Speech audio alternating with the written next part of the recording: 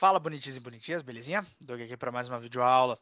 Guys, seguinte, vamos dar prosseguimento com os nossos conteúdos, finalizando aí os conteúdos que são referentes ao terceiro bimestre, para que a gente possa começar logo o nosso quarto bimestre. Fechando então essa partezinha de calor, né? A gente começou na aula passada, a gente falou na aula passada a respeito de calor sensível, calor latente, mudanças de estado e tal. Agora a gente vai ver, pessoal, as maneiras com as quais a gente consegue transmitir esse calor, né? Porque assim, beleza, a gente sabe que o calor é transmitido, mas como ele é transmitido, né? Isso a gente precisa saber e isso a gente vai ver hoje. Então vamos lá, pessoal, transmissão de calor. Bom, a transmissão de calor ela é feita de três maneiras bem específicas, tá bom? Primeira delas, pessoal, e a mais comum aí de você ver no teu dia a dia, é a condução térmica. O que é a condução térmica? Condução térmica nada mais é, pessoal, do que um fluxo de calor que acontece entre dois corpos com temperaturas diferentes, obviamente, né? Tem que ter esse fluxo para ocorrer o fluxo de calor, tem que haver essa situação. E aí, o que acontece? Na condução, pessoal, é meio que uma indução de uma partícula para outra. Como assim, Doug? Bom, imagine que você tem uma partícula aqui e outra partícula aqui. Essa partícula está super agitada e essa aqui está menos. Essa partícula começa a bater nessa e começa a agitar essa segunda partícula. A gente diz que a condução de calor ela é uma condução que existe quando há contato entre os materiais, tá? A agitação molecular acaba sendo transmitida de um corpo para o outro. Isso é bem importante, tá? É a maneira com que ocorre a troca de calor, a base para os sólidos aí, na maioria das vezes, tá? Os sólidos, em sua grande porcentagem, utilizam condução para transmissão de calor. Quer ver um exemplo clássico? Todo mundo já foi tirar aquela panela que não tinha cabo com isolante térmico, né? Que ela estava no metal puro, do fogo, e daí você foi lá meter a mãozona na panela e deu aquela queimada maravilhosa na palma da sua mão, né? Pessoal, isso é condução, porque a energia térmica da panela veio para sua mão por condução. Se não tivesse encostado nela, você não teria se queimado. Beleza? Essa é a ideia da condução. Aqui para vocês, pessoal, a equação que mostra como isso funciona, tá? Matematicamente. Essa equação, pessoal, eu aconselho a gente esse ano não ficar se aprofundando nela, não ficar falando muito dela. Vamos deixar ela como um conteúdo, um conceito mais para o ano que vem, que é cobrado mais em vestibular. Isso daí não é algo que apareça tanto em questões normais do ensino médio. Mas isso aí nos mostra o fluxo de calor, tá? O que a cada coisa está escrito aí na tela de vocês. Não vou ficar batendo muito nessa tecla, vamos deixar ela de Fourier para o ano que vem, tá bom? Esse ano a gente vai de leves, e daí no ano que vem vocês conversam, a gente tem aula sobre isso, fica um pouco mais fácil. Mas, segundo tipo de transmissão de calor é chamada por convecção. O que é convecção? Não é convicção, hein, gente? É convecção. Tá? A convecção é basicamente uma transmissão de calor baseado em diferenças de densidade de um material. Exemplo, você vai pôr lá sua panela de miojo no forno, então você coloca ela primeira cheia de água. Aí você põe a água para esquentar. O que vai acontecer, pessoal? A água que está mais próxima do fogo, ela vai esquentar antes. E ao esquentar, ao alguma coisa esquentar, isso aumenta a densidade, isso reduz a densidade dessa coisa. Quando isso reduz a densidade, vocês sabem, né, que coisas menos densas boiam em coisas mais densas. Então essa água quente sobe e a água fria acaba por descer. E aí ela se esquenta e aí começa a rolar essa rotação que a gente chama de correntes de convecção, tá bom? Então, pessoal, corrente de convecção acontece muito e explica muitos fatores do nosso dia a dia. Inclusive aí da praia, né? Lembra que a gente comentou lá sobre a areia esquentar antes da água e aquela coisa toda? Então, olha aí, a brisa marítima, a brisa terrestre, isso você vai sempre ter na praia, sempre tem vento na praia. Vocês que moram no litoral sabem muito bem disso. Sempre tem vento lá na beira do mar. Isso por quê, pessoal? De dia, como a gente já falou, a areia fica mais quente e a água, lembra? Lá do queimacete? A gente falou na última aula. O ar que tá aqui, ó, ele tá quente. A água já demora um pouco para esquentar, então o ar que está aqui está mais frio. O ar quente sobe e o ar frio toma conta dele. Então, de dia, a brisa, chamada de brisa marítima, vem sempre do mar para a terra. Aí de noite o contrário acontece, porque aqui, ó, o ar quente ele está agora em cima da água, porque a água demora mais para esfriar, lembra? O ar quente sobe e o ar frio que está na areia toma o seu lugar. A gente chama de brisa terrestre. Beleza? Então agora você sabe por que está sempre ventando na praia. Vai sempre ventar, porque vai sempre ter uma diferença de temperatura entre a areia e a praia, tá bom? Isso faz aqueles ventos tão gelados, por exemplo, às vezes de noite você vai na praia, tá um vento super forte, acontece por causa disso. E você vai ver que está sempre nessas direções, de dia e de noite. O último tipo, pessoal, que a gente tem aí é a famosa irradiação.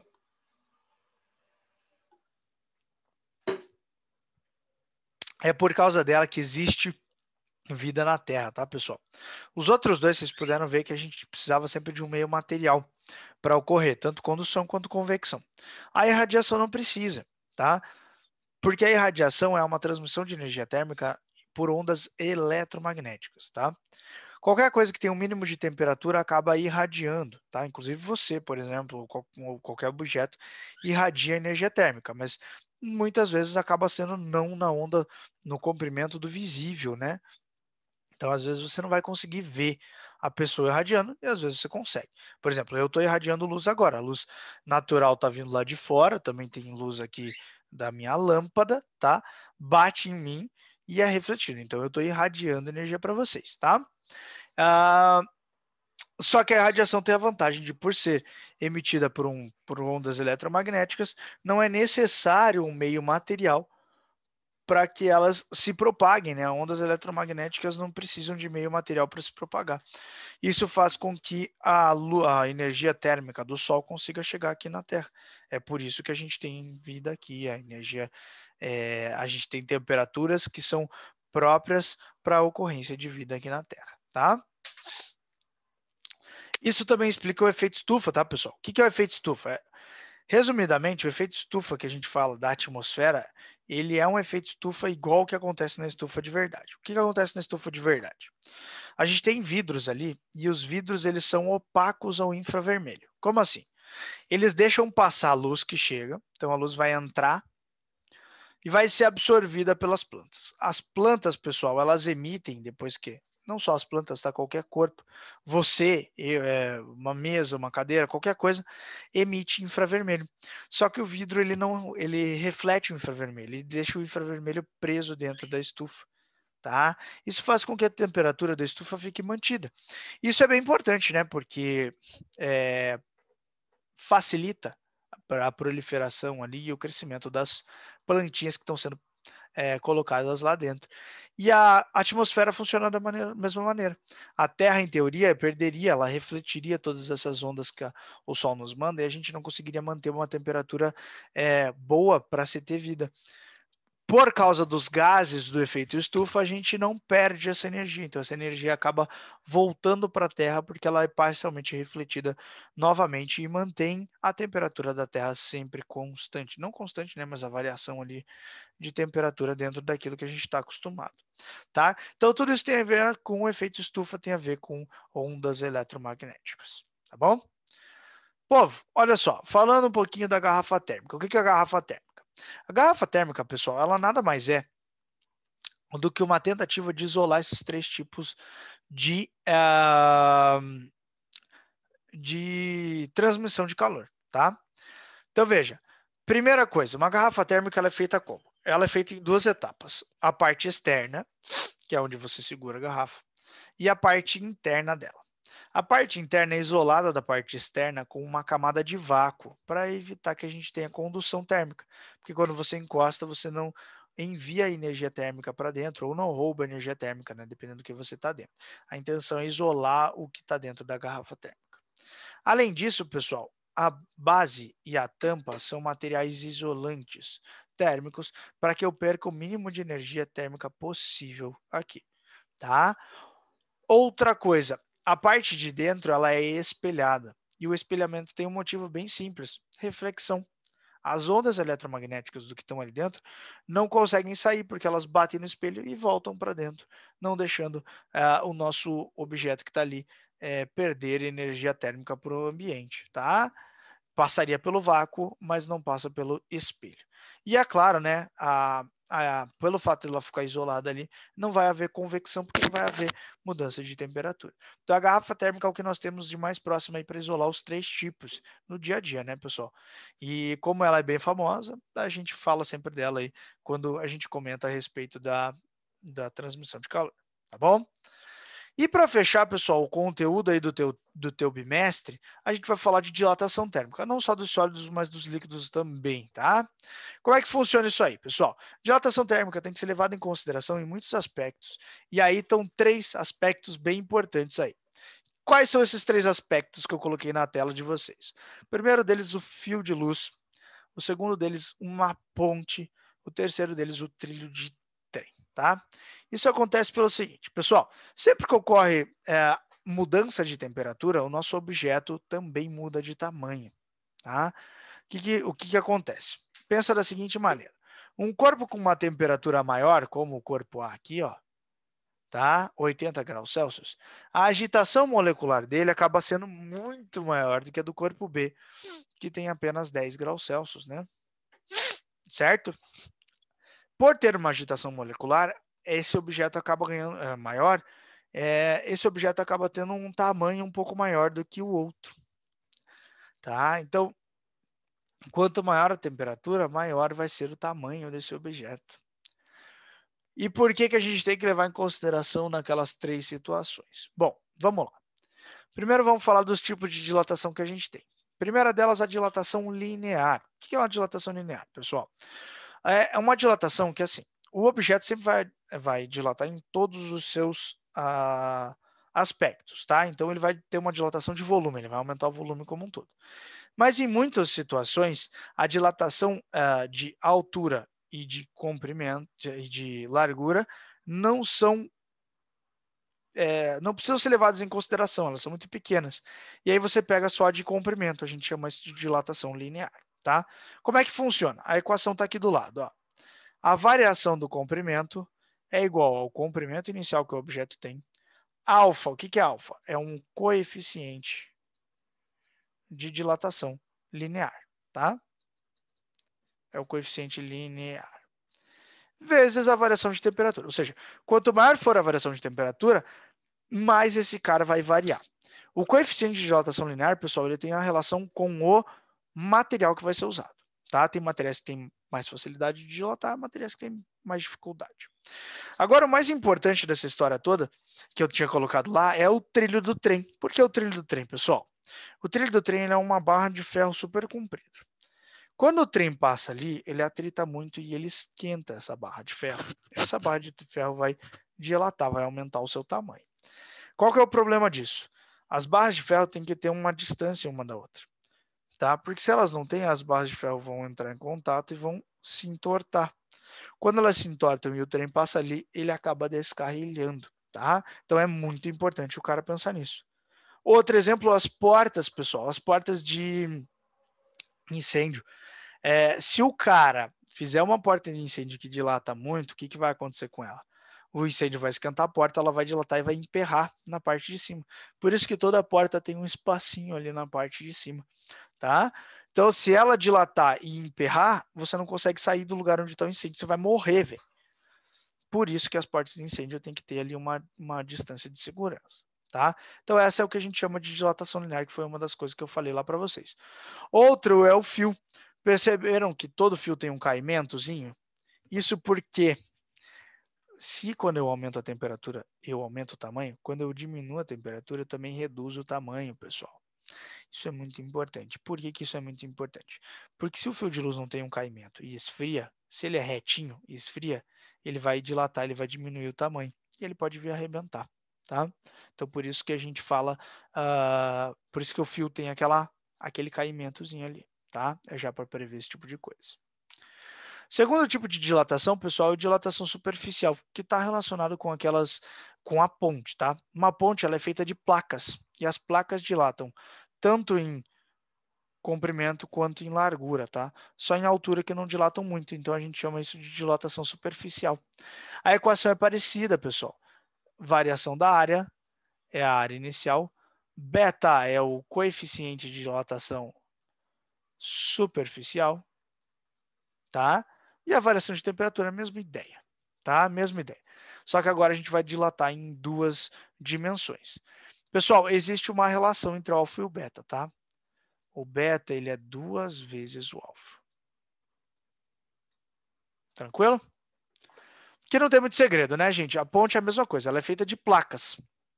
Se eu tenho uma placa aqui, elas dilatam, elas vão começar a se forçar e elas podem vir aqui a cair, tá? Isso é perigosíssimo, né? Então, para evitar isso, você também deixa um espaço. Se tu passar, eu coloquei a ponte de Florianópolis ali, se tu passar por ela lá, próxima vez que você for para Floripa, repare que você vai passar e tem uns espaços entre as duas placas, é um espaço até considerável, porque se dilatar muito, a ponte pode cair, tá bom? E o último tipo de dilatação que ocorre, que é o que mais ocorre de fato, é a dilatação volumétrica, né? É um aumento de volume como um todo, né? Quando você pega um objeto, ele geralmente vai dilatar o volume como um todo. Como é que funciona a dilatação de volume, pessoal? Mesma história, ó. Variação do volume, a dilatação é o volume inicial. Aqui, o gama, coeficiente, vocês já pegaram a manha, né? De dilatação volumétrico, certo? Vezes a variação de temperatura. O gama também tem relação com alfa, tá, gente? Gama é igual a 3 vezes o alfa. Suave? Tranquilo, né? Essa parte de dilatação. Assim, eu não perco muito tempo com isso, porque não tem muito segredo. Tá? São as equações que tem aí na tua mão, você vai aplicar essas equações e acabou. E é isso, não tem segredo. Tá? Vamos falar rapidamente da dilatação dos líquidos. Como é que funciona a dilatação dos líquidos? Gente, a dilatação dos líquidos ela é puramente volumétrica, tá? Então a gente sempre vai pensar lá no ΔV igual a V0, gama vezes a variação de temperatura que a gente usou no último slide ali. Só que a questão da dilatação dos líquidos é um pouco mais complexa pelo seguinte.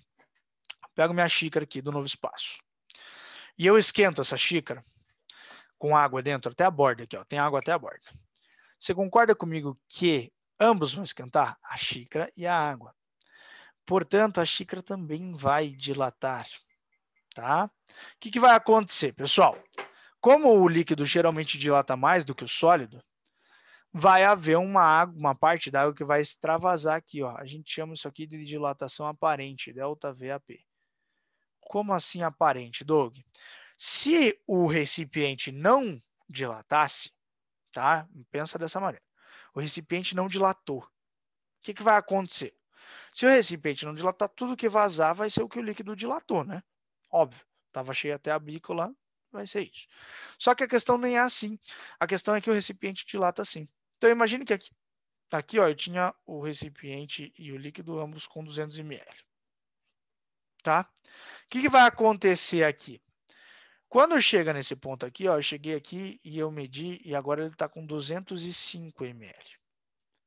E escorreu 5 ml.